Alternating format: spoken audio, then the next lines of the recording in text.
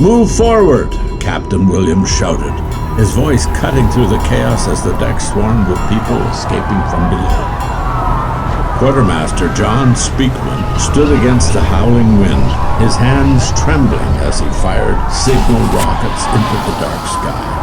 Each explosion illuminated the devastating scene for a brief moment, revealing chaos, waves, and horror. Officer Metcalf was dead, his lifeboat destroyed by the crashing waters. Speakman's next rocket exploded in his hands. The remaining rockets tumbled down the slanted hull and were swallowed by the sea. The hope of rescue, already slim, now seemed impossible. Speakman struggled up the slick, chaotic deck. Waves slammed over the railings, dragging people into the black abyss. Above, desperate souls had climbed into the rigging, their screams silenced by the icy wind. Victims of the bitter cold lay motionless on the deck, while others looted their pockets for anything of value.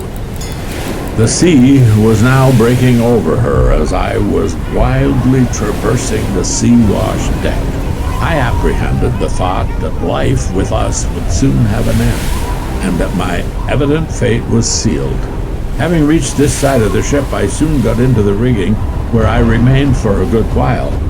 It was whilst here that I witnessed such scenes and experienced such sensations as I shall never forget. Thomas Moffat, steerage passenger.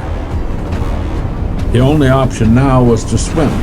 Between the wreck and the shore lay a seaweed-covered rock, just visible above the low tide. The rock, distant and solid, seemed safer than the unstable wreck. Speakman and the crew quickly gathered long ropes and prepared to swim.